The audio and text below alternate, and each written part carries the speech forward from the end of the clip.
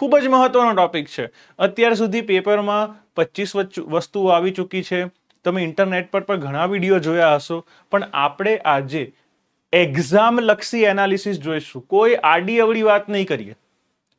તમે પેપરમાં અથવા ન્યૂઝ ચેનલ્સમાં અથવા સોશિયલ મીડિયા પર જે ચર્ચા કરી હશે એમાં કામની વાત તો થોડીક જ હોય છે અને આડી અવળી વાત ખૂબ વધારે હોય છે. આપણે એકદમ એક્ઝામ સેન્ટ્રિક વાત કરીશું કે કઈ રીતે આ ટોપિક આપણા એક્ઝામને ટચ કરે છે.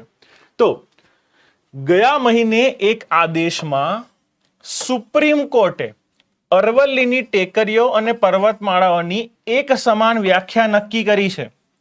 તો કઈ વાત કરી છે? તો સુપ્રીમ કોર્ટે જે અરવલ્લી છે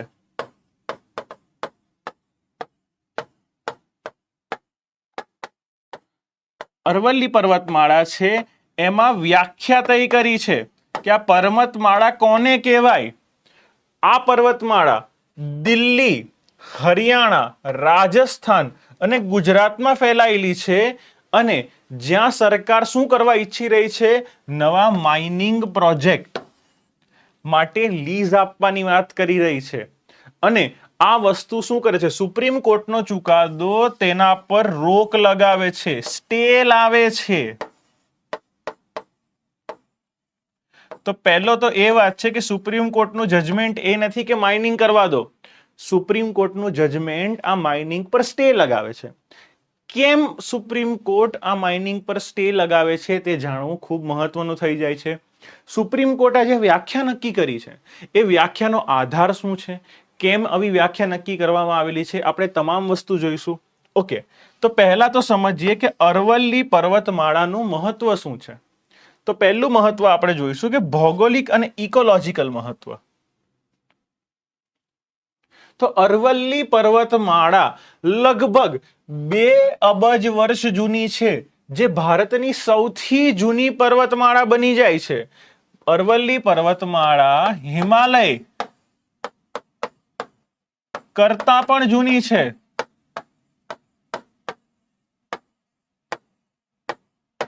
આ વસ્તુ તમારે જાણવી ખૂબ જરૂર છે કે અરવલ્લી પર્વતમાળા હિમાલય કરતા પણ કરોડો વર્ષ જૂની પર્વતમાળા છે. આ ઉપરાંત રણીકરણ રોકવા માટે તેની શું ભૂમિકા છે? જે ડેઝર્ટિફિકેશન કહીએ છે, જ્યારે રણ આગળ વધતું હોય ત્યારે અરવલ્લી પર્વતમાળા આ રણને આગળ વધતા રોકીને એક દિવાલનું કામ કરે છે. તો ઇન્ડો ગંગેટિક પ્લેન્સ છે જે રણીકરણને રોકવા માટે એક મહત્વના અવરોધ તરીકે કામ કરે છે. આ પર્વત થરના રણને, જે રાજસ્થાન અને પાકિસ્તાનમાં આવેલું છે, રાઈટ, જે ભારત અને પાકિસ્તાન વચ્ચે થરનું રણ આવેલું છે, ત્યાં હરિયાણા, રાજસ્થાન અને પશ્ચિમી ઉત્તર પ્રદેશ તરફ થતા પૂર્વવર્તી ફેલાવને અટકાવે છે. અર્થાત જો અરવલ્લી પર્વતમાળા ના હોય ને તો હાલ રાજસ્થાન જે અડધું કચરું પણ રણની જગ્યાએ લીલુંછમ છે, એ લીલોછમ ભાગ પણ શું થઈ જાય? રણવાળો થઈ જાય. આ રણ હરિયાણા, યુપી અને અન્ય કેટલાક ભાગ સુધી પણ આગળ વિસ્તરી શકે છે, જેથી જે કૃષિ લાયક જમીન હોય છે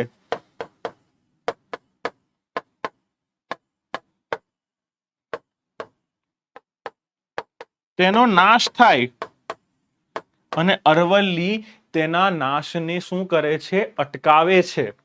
આગળ જઈએ. આબોહવા અને જૈવ વિવિધતામાં અરવલ્લીનું શું યોગદાન છે? તો જોઈએ, આ પર્વતમાળા આબોહવાને સ્થિર કરે છે અને જૈવ વિવિધતાને ટેકો આપે છે તથા ભૂગર્ભ જળ રિચાર્જમાં મદદ કરે છે. કારણ કે અહીંથી મહત્વની નદીઓ નીકળે છે, રાઈટ. સાબરમતી લઈ લો, લુણી લઈ લો, આ બધી નદી અહીંયાથી જ નીકળે છે, જેથી તે આખા નદી તંત્રને જાળવે છે, ગ્રાઉન્ડ વોટર રિચાર્જમાં મદદ કરે છે, પાણીની હાજરીના લીધે ત્યાંની જૈવ વિવિધતા સારી એવી ટકે છે અને આબોહવાને મેન્ટેન રાખે છે, શુષ્ક થતા અટકાવે છે. તો હાલના જે ક્લાઇમેટ ચેન્જનું વાતાવરણ બની રહ્યું છે, તો અરવલ્લી તેની સામે ખૂબ મોટું રક્ષક છે. હાલ જે દિલ્હીમાં એક્યુઆઈ નો પ્રશ્ન ચાલી રહ્યો છે, જો અરવલ્લી ના હોય તો દિલ્હી હજી પણ ખરાબ પરિણામ ભોગવી શકે છે. આ ઉપરાંત તેનો વ્યાપ અને જળ વિજ્ઞાનની ભૂમિકા શું છે? તો હવે આ દિલ્હીથી ગુજરાત સુધી 650 કિલોમીટરની લંબાઈમાં ફેલાયેલી છે અરવલ્લી. આ પર્વતો જળ રિચાર્જ પ્રણાલીનો ટેકો આપે છે અને ચંબલ, સાબરમતી, લુણી જેવી મહત્વની નદીઓનું ઉદ્ગમ સ્થાન છે. તો તમે જુઓ,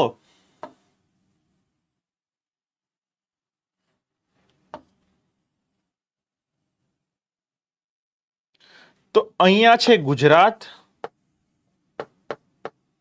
આ છે રાજસ્થાન, આ છે હરિયાણા અને આ છે દિલ્હી.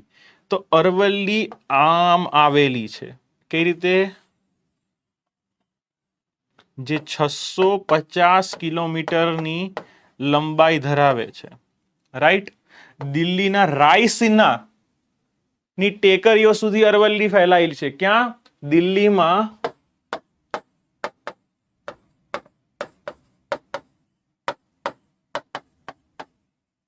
રાયસીનાની ટેકરીઓ સુધી અરવલ્લી પર્વતમાળા ફેલાયેલી છે.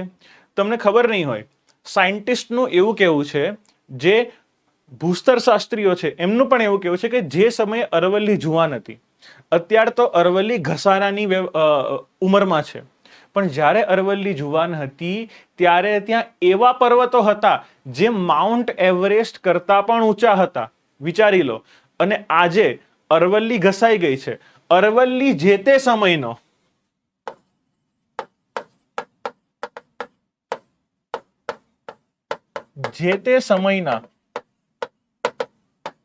જૂનો ગેડ પર્વતમાળા છે. જૂની ગેડ પર્વતમાળા છે. એટલે હાલ ગેડ પર્વતમાળા નથી, તે જૂની ગેડ પર્વતમાળા છે. અને હાલ અરવલ્લીનો સમાવેશ અવશિષ્ટ પર્વતોમાં થાય છે. તમે ભૂગોળમાં ભણ્યા જશો કે કોઈ પણ પ્રકારનો પર્વત હોય, એ ગેડ પર્વત હોય, ખંડ પર્વત હોય, જ્વાળામુખી પર્વત હોય, કોઈ પણ પ્રકારનો પર્વત હોય જેમાં હજારો કરોડો વર્ષ સુધી ઘસારણ અને વિદારણની પ્રક્રિયા થાય, તો અંતે તે અવશિષ્ટ પર્વતમાં પરિણમે છે. તો અરવલ્લી એ જ પ્રકારનો જૂનો ગેડ પર્વત છે જે હાલ અવશિષ્ટ પર્વતમાં પરિણમેલો છે. આ ક્વેશ્ચન અવારનવાર જીપીએસસીની તમામ પરીક્ષાઓમાં પૂછાઈ ચૂકેલો છે, તેથી ખૂબ મહત્વનો બની જાય છે. આ ઉપરાંત યુપીએસસીમાં પણ અરવલ્લીને લઈને પ્રશ્નો આવેલો છે કે ભાઈ અરવલ્લી ક્યાંથી ક્યાં છે, રાઈટ. તો અરવલ્લી ઉત્તર થી દક્ષિણ તરફ જાય છે, પણ ઉત્તરથી દક્ષિણ તરફ ક્યાં? તો ઉત્તર પૂર્વથી દક્ષિણ પશ્ચિમ. આ યાદ રાખવું ખૂબ જરૂરી છે. આ યુપીએસસી નો પીવાયક્યુ છે,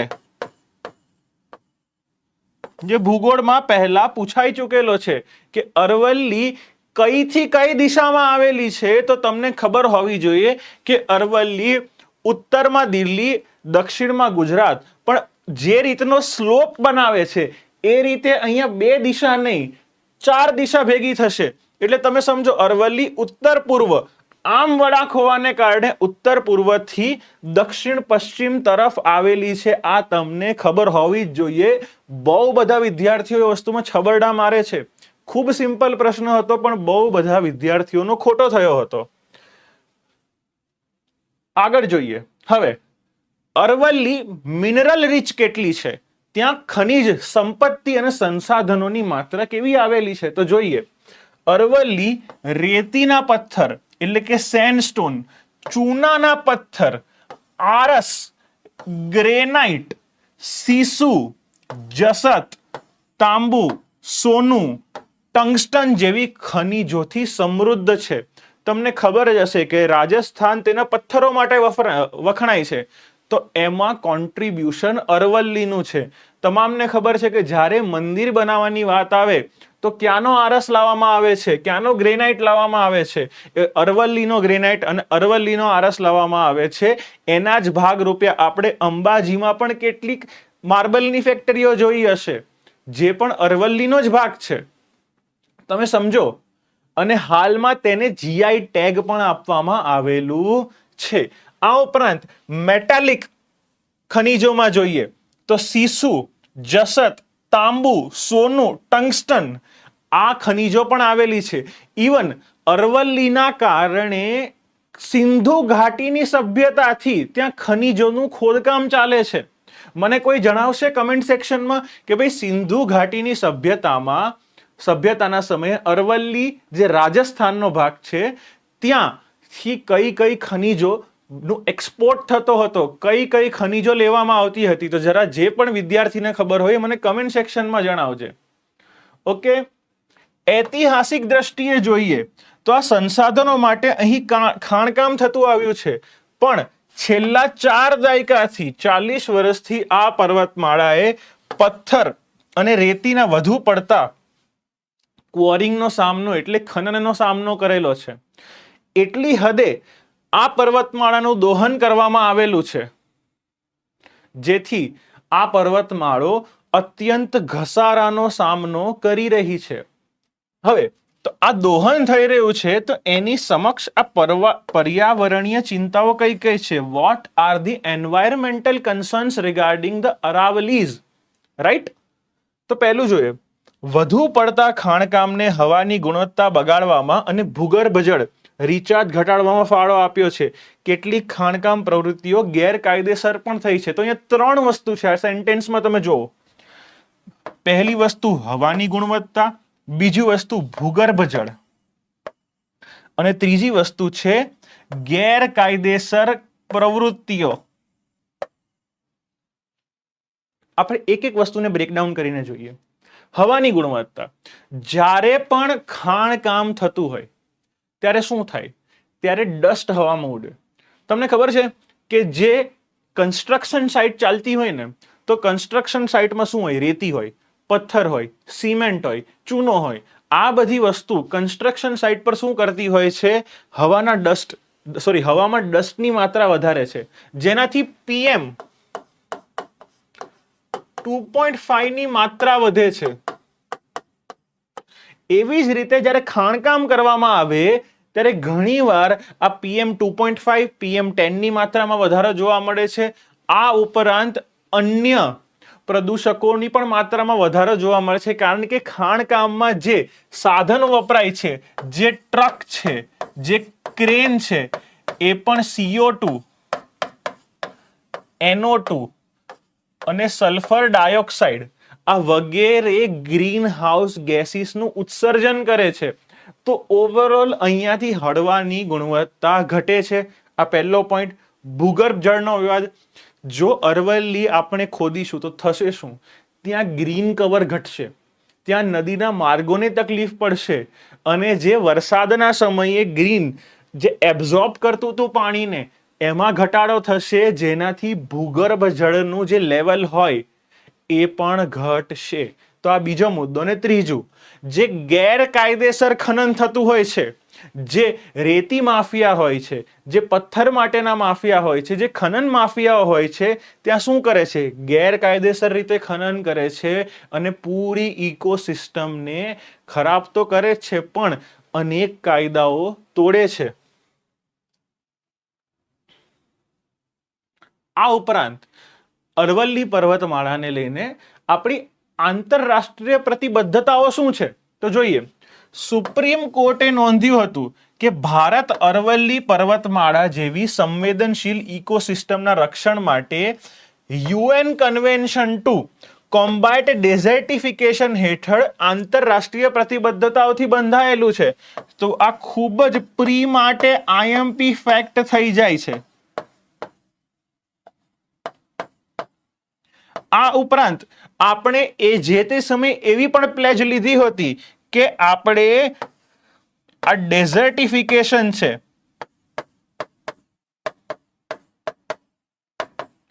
એને રોકવા તેવા વિસ્તારમાં ગ્રીન વોલનું પણ નિર્માણ કરીશું.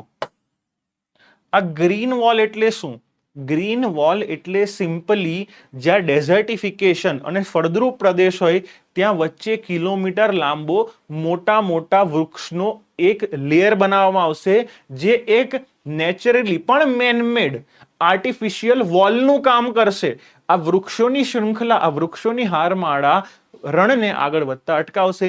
તો એક બાજુ આપણે આવી પ્રતિબદ્ધતાઓ લીધી છે અને બીજી બાજુ શું જોવા મળે છે? બીજી બાજુ એવું જોવા મળે છે કે ત્યાં સરકાર, ત્યાં લોકો અરવલ્લીમાં વધુ ખનનની પ્રવૃત્તિ કરવા ઈચ્છે છે.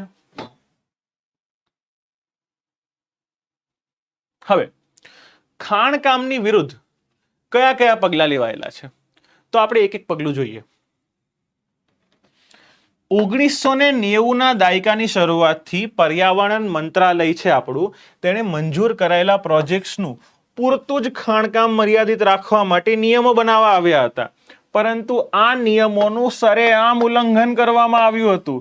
એવી રીતે તમને બી ખબર છે કે તમે આજુબાજુમાં જે નદી વિસ્તારમાં મિત્રો રહેતા હશે એ નદી વિસ્તારવાળા મિત્રોને ખબર જ હશે કે ત્યાં રેતીનું ગેરકાયદેસર ખનન થતું જ હોય છે.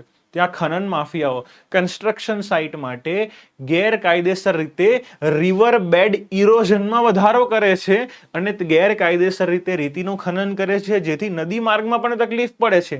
એવી જ રીતે અરવલ્લીમાં પણ નિયમો બનાવેલા હતા. તે નિયમોનું સરેઆમ ઉલ્લંઘન કરવામાં આવતું હતું અને અરવલ્લીમાં ખનન સતત ચાલુ રહ્યું. આગળ આ આખા મેટરને જોતા 2009માં સુપ્રીમ કોર્ટે ઇન્ટરવીન કર્યું અને હરિયાણાનું જે ફરીદાબાદ છે, ગુરુગ્રામ છે, મેવાત છે, ત્યાં ખાણકામ પર સંપૂર્ણપણે પ્રતિબંધ લગાવી દીધો. તો રાજસ્થાન ને ગુજરાત વાળી સાઈડ હજી પ્રોટેક્ટેડ હતી, પણ હરિયાણામાં આ 3 જિલ્લાઓમાં ખાણકામ પર સંપૂર્ણપણે પ્રતિબંધ લગાવવામાં આવ્યો. ત્યારબાદ શું થયું? ત્યારબાદ આપણે 2024 નું વસ્તુ જોઈએ. તો 2024માં સુપ્રીમ કોર્ટે અરવલ્લી પર્વતમાળામાં નવા માઇનિંગ લીઝ આપવા અને નવીનીકરણ પર પ્રતિબંધ મૂક્યો હતો. રાઈટ? એટલે હવેથી નવી છૂટ નહીં મળે. નવી માઇનિંગ લીઝ આપવી ગેરકાયદેસર હતી. એના માટે એક સેન્ટ્રલ એમ્પાવર્ડ કમિટી ને વિગતવાર તપાસ કરવાનો નિર્દેશ આપ્યો હતો. તો એના માટે શું થયું? એના માટે કમિટી ગઠન કરવામાં આવી અને આ કમિટીનું મુખ્ય કાર્ય હતું કે આ અરવલ્લીમાં ગેરકાયદેસર રીતે જે પણ માઇનિંગ ચાલી રહ્યું છે એની તપાસ કરે અને ફર્ધર માઇનિંગ ને બંધ કરી દીધું અને આખી મેટરની તપાસ કરવા માટે એક CEC ની નિમણૂક થઈ. ઓકે, આગળ વધીએ. હવે તો 2024માં આ સુપ્રીમ કોર્ટે કીધું કે ભાઈ CEC બનશે. CEC આખા મામલાનું ઇન્વેસ્ટિગેશન કરશે અને એક ભલામણો, એક રિપોર્ટ તૈયાર કરશે. તો CEC પણ એક ભલામણનું લિસ્ટ તૈયાર કર્યું. એ કઈ કઈ ભલામણ છે એ આપણે જોઈએ. તો પહેલી વાત, CEC એ કીધું કે ભાઈ વૈજ્ઞાનિક મેપિંગ કરવું જરૂરી છે.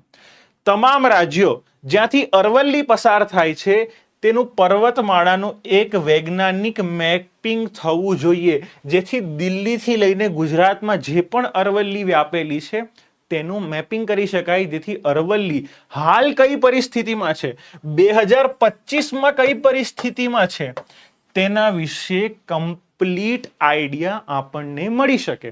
બીજી વાત, મેક્રો એન્વાયરમેન્ટલ ઇમ્પેક્ટ અસેસમેન્ટ. આ મેક્રો ને માઇક્રો શું છે તમે સમજો. માઇક્રો એન્વાયરમેન્ટ ઇમ્પેક્ટ અસેસમેન્ટમાં પહેલા તો આપણે બેસિક વસ્તુ સમજીએ કે એન્વાયરમેન્ટ ઇમ્પેક્ટ અસેસમેન્ટ શું છે. એન્વાયરમેન્ટ ઇમ્પેક્ટ અસેસમેન્ટ એવું છે, જો કોઈ કુદરતી વિસ્તારમાં કોમર્શિયલ ગતિવિધિ જેવું કે ખનન થઈ ગયું, બરાબર છે, જંગલ કાપણી થઈ ગઈ, એવી કોઈ પણ એક્ટિવિટી કરવી હોય, ફેક્ટરી નાખવાની વાત થઈ, એ બનાવતા પહેલા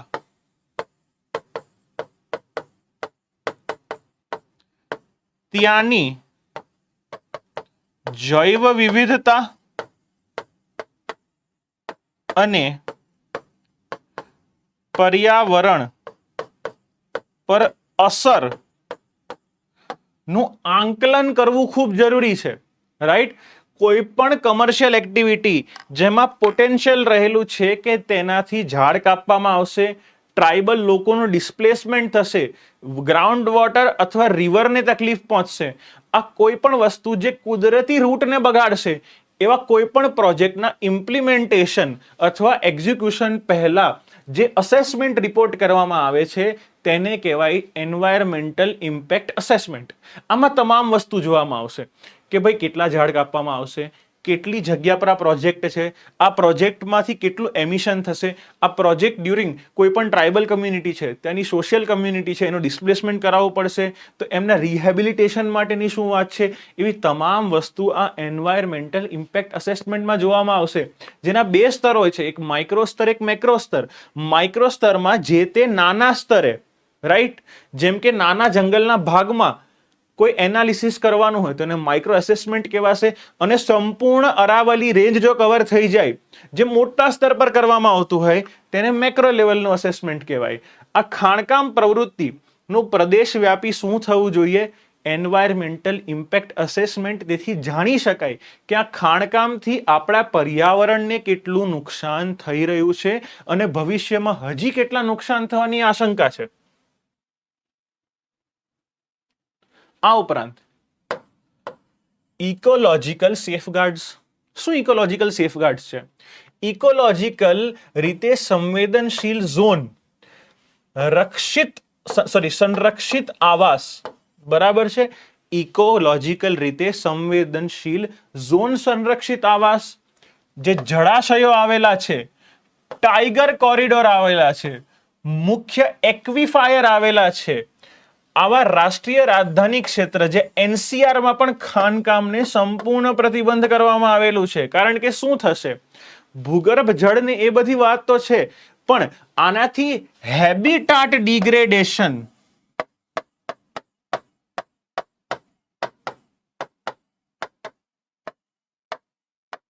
ની પણ સંભાવના રહેલી છે અને સ્પીસીસ વચ્ચે બી કોન્ફ્લિક્ટ થશે, હ્યુમન એનિમલ કોન્ફ્લિક્ટ વધશે, એનિમલ તો વધશે જ પણ હ્યુમન એનિમલ કોન્ફ્લિક્ટ થશે. કેવી રીતે? કારણ કે જો તમે ત્યાંના સ્થાનિક એનિમલ્સ, ત્યાંના સ્થાનિક પ્રાણીઓ જે જંગલી છે તેનું ઘર લઈ લેશો તો એ ક્યાં આવવાના છે? એ ફરીને આપણા શહેરો, આપણા ગામડા તરફ આવશે, ત્યાં વાઘ જોવા મળે છે, ત્યાં અન્ય પ્રાણીઓ જોવા મળે છે, એ શું કરશે? એ આપણી તરફ આવવાની કોશિશ કરશે, જેમાં હ્યુમન એનિમલ તકરાર વધશે, કોન્ફ્લિક્ટ વધશે અને પરિણામમાં આપણે સરકારને બ્લેમ કરીશું, આપણે વાઘને બ્લેમ કરીશું, પણ આપણે એ નહીં જોઈએ કે આપણે એમનું ઘર લઈ લીધું છે, આપણા લીધે તેમનું ઘર ગયું છે અને હવે જો તે આપણા ઘર પાસે દેખાય તો બિલકુલ તે તેમનો વાંક ન કહેવાય. તો આ પણ મહત્વની વાત છે. ઔદ્યોગિક નિયમન, પથ્થર તોડવાના એકમો જે સ્ટોન ક્રશિંગ યુનિટ્સ છે એનું કડક નિયમન કરવામાં આવશે. ત્યાં કેટલું પોલ્યુશન થઈ રહ્યું છે, ત્યાં ઇલીગલી માઇન કરેલી પ્રોડક્ટ્સ તો છે નહીં, ત્યાં દરેક સરકારી નિયમોનું પાલન કરવામાં આવે છે. તે તમામ વસ્તુનું અહીંયા નિયમન કરવામાં આવશે. ખાણકામ માટેનું મોરિટોરિયમ, મોરિટોરિયમને એક ટાઈમ પીરિયડ કહેવામાં આવે છે. મોરિટોરિયમ એટલે સમયગાળો, ચોક્કસ સમયગાળાની વાત ચાલી રહી છે. જ્યાં સુધી વૈજ્ઞાનિક મેપિંગ અને મેપિંગ કર્યા બાદ પ્રભાવ આકારણી પૂર્ણ ન કરે ત્યાં સુધી કોઈ નવા માઇનિંગ લીઝ કે નવીનીકરણ થઈ શકે નહીં. એટલે અહીંયા એક વેક્યુમ, એક અવકાશ આપવાની વાત કરવામાં આવેલી છે. હવે તો આ હતી સેન્ટ્રલી એમ્પાવર્ડ કમિટીની ભલામણો. આ સેન્ટ્રલી એમ્પાવર્ડ કમિટીની ભલામણો પછી આપણે જોઈએ કે આ ગ્રીન વોલ, મેં જે આગળ વાત કરી હતી કે ભાઈ ગ્રીન વોલ પ્રોજેક્ટ શરૂ કરવામાં આવ્યો હતો, તો આ ગ્રીન વોલ પ્રોજેક્ટ શું છે જોઈએ આપણે. જૂન 2025માં કેન્દ્ર સરકારે આપણી ગુજરાતની સરકારને, રાજસ્થાનની સરકારને, હરિયાણાને અને દિલ્હીના ટોટલ કેટલા 29 જિલ્લામાં અરવલ્લીની આસપાસના 5 કિલોમીટરના બફર એરિયામાં ગ્રીન કવર વધારવા માટે અરવલ્લી ગ્રીન વોલ પ્રોજેક્ટને લોન્ચ કર્યો હતો. એટલે શું તમે સમજો, આ ગુજરાત છે, આપણે શોર્ટમાં જ લખીએ, આ જીજે, આરજે, એચઆર અને દિલ્હી. આ દિલ્હીમાં જે અરવલ્લી છે એનો જે આજુબાજુનો 5 કિલોમીટરનો વિસ્તાર હશે, આ 5 કિલોમીટરની પહોળાઈ જોવાની છે કે એક માઉન્ટેન રેન્જ છે, આ પર્વત છે, એની અહીંયા 5 કિલોમીટર આ બાજુ, 5 કિલોમીટર પેલી બાજુ વૃક્ષોની માત્રા વધારવાની છે. આ વૃક્ષોની માત્રા વધારશું, 29 જિલ્લાઓને કવર કરીશું તો ઘણા ફાયદા થવાના છે, જેનો પહેલો હેતુ 2030 સુધીમાં 26 મિલિયન હેક્ટરમાં જે અફેક્ટેડ જમીન છે, કોના લીધે? માઇનિંગના લીધે, તેને રિસ્ટોર કરવાનો છે, પુનઃસ્થાપિત કરવાનો છે. આગળ હવે મેઇન પોઈન્ટ પર આવીએ. મેઇન પોઈન્ટ એ છે કે ભાઈ આ અરવલ્લી છે, તેના માટેની સમાન વ્યાખ્યાની જરૂર કેમ પડી?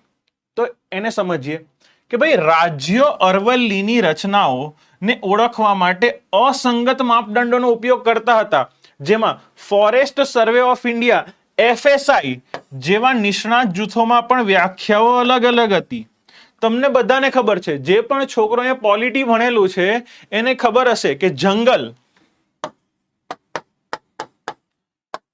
એ સમવર્તી યાદીનો વિષય છે, અર્થાત અહીંયા રાજ્ય અને કેન્દ્ર બંનેના કાયદા અસ્તિત્વ ધરાવે છે. તેમાં થયું શું કે ભાઈ ગુજરાત એનામાં જેટલો અરવલ્લીનો ભાગ આવેલો છે એની અલગ રીતે વ્યાખ્યા કરી, રાજસ્થાન અલગ રીતે કરશે, હરિયાણા અલગ રીતે કરશે, દિલ્હી અલગ રીતે કરશે, અને સેન્ટ્રલમાં જે ફોરેસ્ટ સર્વે ઇન્સ્ટિટ્યૂટ છે ત્યાં પણ અલગ અલગ વ્યાખ્યાઓ અસ્તિત્વ ધરાવશે. તો જ્યારે એક વ્યક્તિ માઇનિંગ માટે જશે, તેને લાયસન્સ લેવું હોય, તો એ વ્યક્તિ આ વ્યાખ્યાઓ વચ્ચે ગૂંચવાઈ જશે. જ્યારે કોર્ટે કોઈ ઘટનાનું અર્થઘટન કરવું હોય, એ વ્યાખ્યા વચ્ચે ગૂંચવાઈ જશે. સરકારે કોઈ વસ્તુની લાગુ કરવી હોય તો સરકાર પણ અલગ અલગ વ્યાખ્યાઓમાં ગૂંચવાઈ જશે, અને આ જ વસ્તુને દૂર કરવા માટે નવી વ્યાખ્યાની રચના કરવાની વાત કરવામાં આવી. અને શું થયું? ભાઈ ફોરેસ્ટ સર્વે ઓફ ઇન્ડિયા ને જે 2010માં અરવલ્લીની વ્યાખ્યા કરવામાં આવી, તો એને સંબંધિત આપણે વસ્તુઓ જાણીએ કે FSI એ અરવલ્લી ટેકરીઓને એવા વિસ્તાર તરીકે વ્યાખ્યાયિત કર્યા હતા જેનો ઢોળાવ કેટલો હોય સમજજો. થોડું ટેકનિકલ છે પણ સમજજો. બહુ પરીક્ષામાં આટલું ઊંડું નહીં આવે, પણ જો આટલું શીખેલું હશે તો તમને આખો કોન્સેપ્ટ સમજ પડી જશે. તમે સમજો કે ભાઈ ઢોળાવ જે સ્લોપ હોય એ 3 ડિગ્રીનો હોય, તો જે આ પર્વત છે એનો આ જે સ્લોપ છે એ કેટલા ડિગ્રીનો હોય? 3 ડિગ્રીનો હોય. 100 મીટરનો ફૂટહિલ બફર હોય, બરાબર છે. આ ફૂટહિલ છે ત્યાં 100 મીટરનું બફર ઝોન જોવા મળે. ટેકરીઓ વચ્ચેનું અંતર અથવા ખીણની પહોળાઈ 500 મીટરની હોય, તો બે પર્વત વચ્ચે આ ખીણ હોય એ કમસે કમ કેટલી? 500 મીટરની હોય. ઉપરાંત ઉપર જણાવેલી ટેકરીઓ ચારે બાજુથી ઘેરાયેલો વિસ્તાર હોય. તો આ વસ્તુ જે પાલન કરતું હોય એ 2010ની વ્યાખ્યા પ્રમાણે, હાલની વ્યાખ્યા પ્રમાણે નહીં, 2010ની વ્યાખ્યા પ્રમાણે શું કહેવાશે? અરવલ્લી પર્વતમાળા કહેવાશે. ખબર પડી તમને આ મિત્રો? રાઈટ, આગળ વધીએ. સમિતિની રચના કરવામાં આવી ત્યારબાદ, અને સુપ્રીમ કોર્ટે વૈજ્ઞાનિક આધારે એક એક્સપર્ટની કમિટી બનાવી અને નવી વ્યાખ્યા તૈયાર કરવા માટે એક સમિતિની રચના કરી હતી. અને એના આધારે સુપ્રીમ કોર્ટે શું આપ્યો? લેટેસ્ટ ચુકાદો આપ્યો છે. એના આધારે સુપ્રીમ કોર્ટે એક લેટેસ્ટ ચુકાદો આપ્યો અને કહ્યું કે ભાઈ સમિતિના અહેવાલના આધારે સુપ્રીમ કોર્ટે ચુકાદો આપીને કહ્યું કે 100 મીટરથી વધુ ઊંચાઈ ધરાવતી ટેકરીઓ જ અરવલ્લી પર્વતમાળાનો ભાગ ગણવામાં આવશે. આ તમે સોશિયલ મીડિયા, ન્યૂઝપેપર, તમામ જગ્યાએ આ વસ્તુ સાંભળી હશે કે ભાઈ 100 metre is Aravalli, below 100 metre is not Aravalli. તો ભાઈ આ વસ્તુ એક કોન્ટ્રાવર્શિયલ મુદ્દો બની ગઈ છે. વસ્તુ કેવી બની ગઈ છે? એક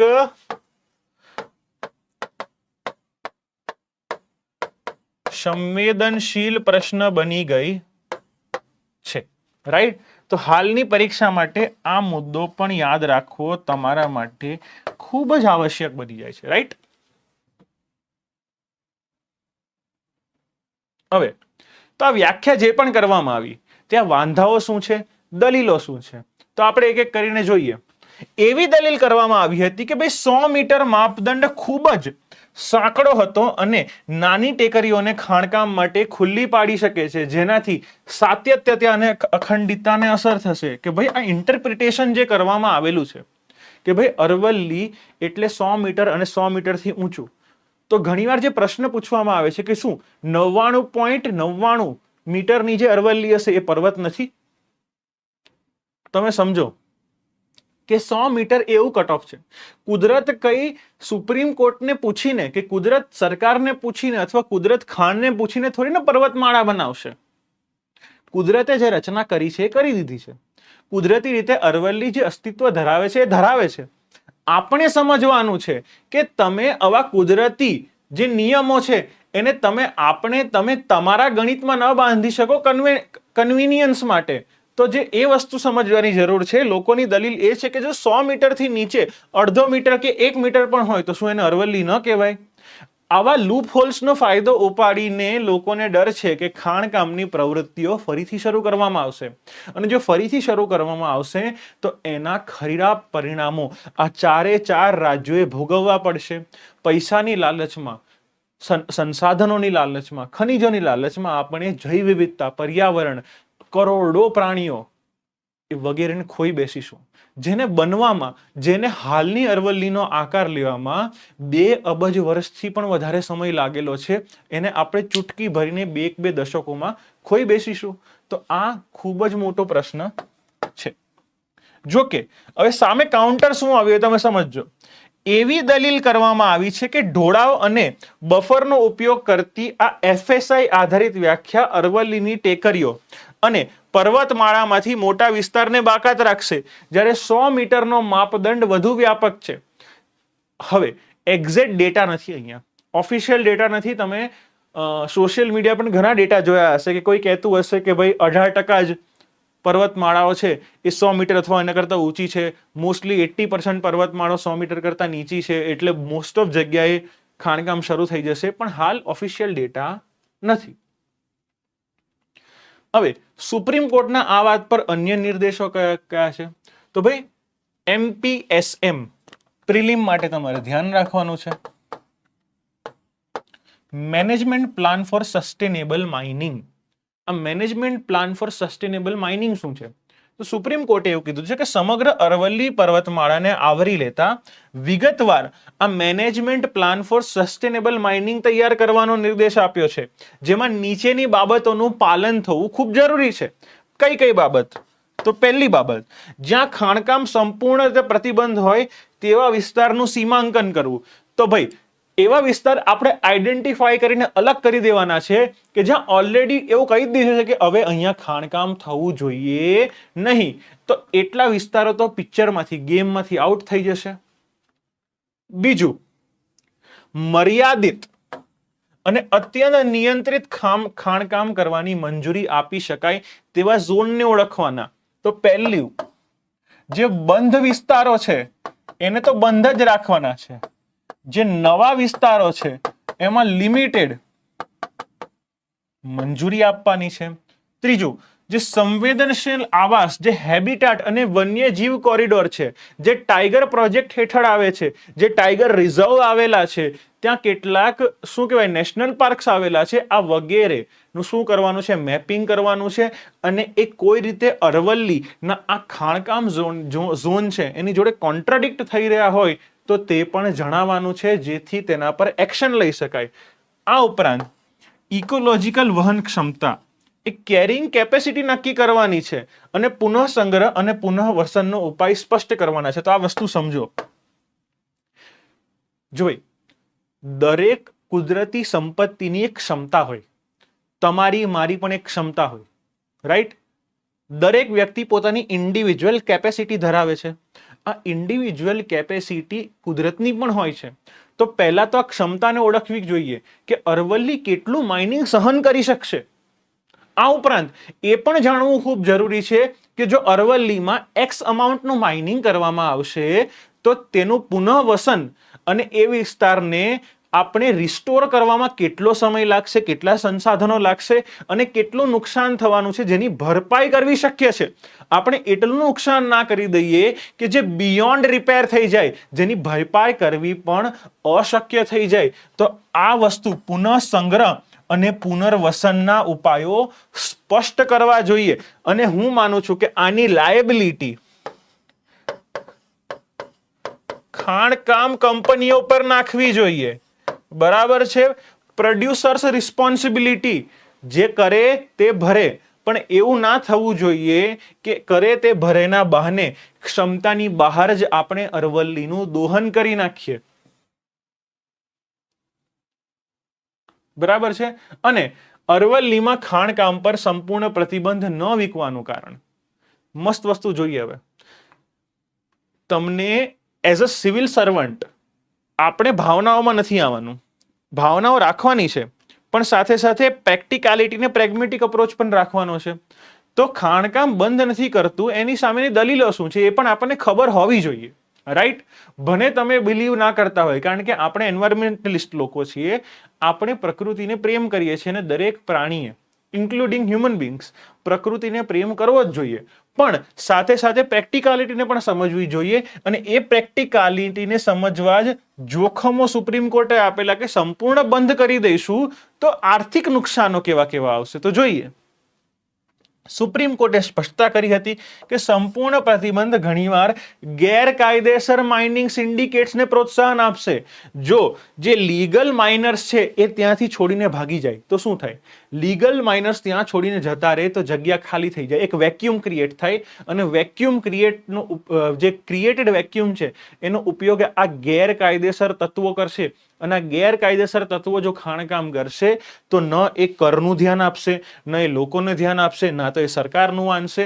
અને અરવલ્લીનું દોહન બિયોન્ડ રિપેર થશે. એ વસ્તુ ખૂબ જ ખતરનાક છે.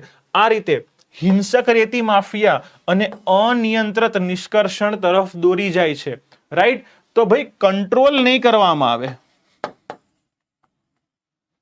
બરાબર છે? કંટ્રોલ્ડ હશે તો સારી વાત છે. જો લોકો ઝીરો જ કરી દેશે તો એ આઉટ ઓફ કંટ્રોલ જતું જશે, કારણ કે ત્યાં રોકવા માટે કોઈ હશે નહીં. ત્યાં ફરક કરવા માટે કે ભાઈ કોણ સાચા ખાણકામ છે અને કોણ ગેરકાયદેસર કરી રહ્યું છે તે ખબર પડશે નહીં. આ વસ્તુ જાણવી ખૂબ જરૂરી છે. આ ઉપરાંત કેલિબ્રેટેડ અભિગમ, એક સંતુલિત અભિગમ અપનાવવો જોઈએ. એન્વાયરમેન્ટનું પણ ધ્યાન રાખવાનું છે અને એક સસ્ટેનેબલ માઇનિંગ કઈ રીતે કરી શકાય એ પણ જાણવાનું છે. તમને મને બધાને ખબર છે કે ભાઈ આર્થિક ઉપાર્જન માટે કોઈક ને કોઈક પ્રવૃત્તિ કરવાની જ છે. અને આ પ્રાથમિક સેક્ટરની પ્રવૃત્તિ છે ખાણકામ, એ પણ એટલી જ જરૂરી છે. તો આ જે જરૂરી પ્રવૃત્તિ છે એ વસ્તુ વગર તો આપણે રહી શકવાના નથી. આપણને તાંબુ, જસત ને દરેક મિનરલ, દરેક પથ્થર આપણે જોશે જ. ઇન્ડસ્ટ્રીમાં જોશે, ઘર બનાવવામાં જોશે. તો કઈ રીતે આ વસ્તુને એક્સટ્રેક્ટ કરી શકીએ જેથી પર્યાવરણને નુકસાન ન થાય? તો એના માટે એક અભિગમ પસંદ કર્યો છે. એ શું છે તો આપણે જોઈએ. તો હાલના કાયદેસર ખાણકામને ચુસ્ત નિયમન હેઠળ લાવવું જોઈએ. પહેલી વાત કે જે ખાણકામ છે ગેરકાયદેસરને બંધ કરાવી દો, જે બંધ છે એને ટોટલી બંધ જ રાખો અને જે ચાલે છે એનું ચુસ્તપણે નિયમન કરો. બીજી વાત, વૈજ્ઞાનિક રીતે સંચાલિત યોજના તૈયાર ન થાય ત્યાં સુધી ખાણકામ પર રોક રહેશે. આજે હું તમને કહેતો હતો મેરિટોરમ, આ એ જ છે. તો મોરિટોરમ પીરિયડ એટલે એવો જ સમય કે જ્યાં સુધી કોઈ ફાઇનલ ડિસિઝન નથી આવતું ત્યાં સુધી કમ્પ્લીટ હોલ્ટ મૂકવામાં આવશે. અને ત્રીજી વાત, કાયમી ધોરણે સંવેદનશીલ વિસ્તારો પર પ્રતિબંધ રહેશે. જે વિસ્તારમાં જળ સંકટ થઈ શકે, જે વિસ્તારમાં વધુ વૃક્ષો કપાઈ શકે, જ્યાં પ્રાણી અને જૈવ વિવિધતા વધારે હોય, જ્યાં ટાઈગર કોરિડોર હોય, બરાબર છે, જ્યાં રામસર સાઇટ હોય, આ એવા સંવેદનશીલ વિસ્તાર છે જેના પ્રભાવો ખૂબ ઊંચા હોઈ શકે છે. તો આવા વિસ્તાર પર ટોટલ બેન હોવું જરૂરી છે. રાઈટ? તો આ વાતનો નિષ્કર્ષ એ જ નીકળે છે. નિષ્કર્ષ એ જ નીકળે છે મિત્રો કે ભાઈ પર્યાવરણ નું જે સંરક્ષણ છે એની સાથે સાથે આર્થિક આપણું ઉપાર્જન પણ જરૂરી છે. અને આ બંને વચ્ચેનો જ ભગવાન બુદ્ધ કહી ગયા એમ મધ્યમ માર્ગ એ જ છે. મધ્યમ માર્ગ છે સતત સમાવેશી વિકાસ. અને અહીંયા સમાવેશીમાં ત્યાંના સ્થાનિક લોકો, ત્યાંના પ્રાણીઓ, ત્યાંના વૃક્ષો, તમામ વસ્તુ વિશે વિચાર કરવાનો છે આપણે. અને આપણે સસ્ટેનેબલ ડેવલપમેન્ટ ગોલ્સ છે એને અચીવ કરવા માટે સસ્ટેનેબલ માઇનિંગની પદ્ધતિ ચૂઝ કરવાની છે, જે આપણા લક્ષ્યોને તો સાકાર કરે જ, સાથે સાથે પર્યાવરણને પણ સાથે લઈને ચાલે, તેનો પણ વિકાસ થાય, તેમાં ઘટાડો થવો જોઈએ નહીં. રાઈટ? તો આ આખો સંપૂર્ણપણે અરવલ્લીનો મુદ્દો હતો.